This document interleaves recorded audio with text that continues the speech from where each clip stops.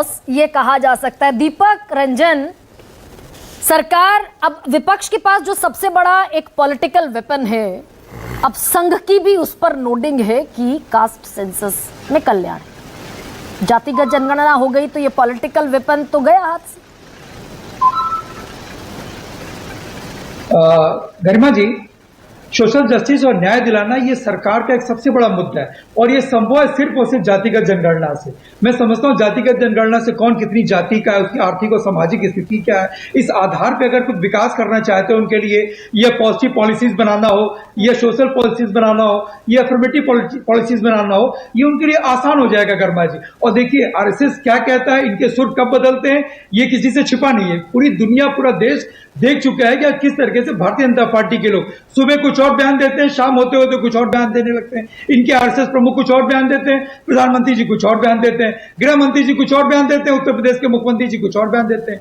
देखिए गर्मा जी, अगर आसान भाषा में समझिए मेरी, अगर मैं कहूं तो हम लोग जैसे जितने भी लोग बैठे हैं यहाँ पे, अगर आप एक जार को ले लीजिए, मर्तबान को ले लीजिए, हम आपके हमारे घर की महिलाएं अगर किचन में जाते हैं ना और हम देखते हैं कि चाहे वो हनी का जार हो, चाहे वो अचार का मर्तबान हो, चाहे वो तेल हो, चाहे जैम हो, जो भी कुछ हो, हम लोग उसको बीच बीच में शफल करते रहते हैं। इसलिए शफल करते रहते हैं कि वो मिक्स हो जाए, वो ऐसा ना हो कि एक जगह आकर के जमा हो जाए। कमोबेश वही स्थिति जो है भारतीय जनता पार्टी ने की। भारतीय जनता पार्टी ने एक जात को, समुदाय को, या यूं कह लीजिए कि उद्योगपतियों को या पैसे वालों को भारतीय जनता पार्टी की सरकार ने एक जगह पर जमा करके रखा। उनको तो पूरा लाभ होता रहा। जैसा कि अभी आपने कहा कि हम लोग देखिए गर्मा जी, हम लोग आदरणीय लोहिया जी के अनुयायी हैं।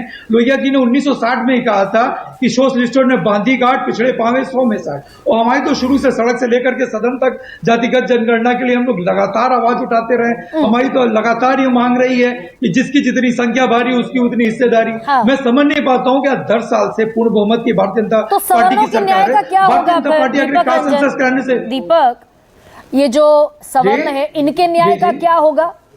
100 में 60 तो पिछड़ों के पास चला गया, एससी अलग हो गया और एसटी अलग हो गए। सवर्णों ने क्या बिगाड़ा भाई? देखिए गर्मा जी, गरिमा जी, ईडब्ल्यूएस जो है, ईडब्ल्यूएस 2019 में लाई गई थी, 2019 में, सॉरी 2019 में। उस टाइम भारतीय जनता पार्टी की सरकार थी। अगर मैंने कहा ना, आर्थिक और सामाजिक स्तर पे बहुत से ऐसे जो है सवर्ण भी हैं जो पीड़ित है, शोषित है भारतीय जनता पार्टी की सरकार में, वो भी उभर करके आगे। हमने कहा ना कि अगर इस आधार पे आप पॉलिसीज बनाओगे, अफर्मेटिव पॉलिसीज बनाओगे, तो आप जातिगत जनगणना कर लोगे तो आपके लिए आसान होगा।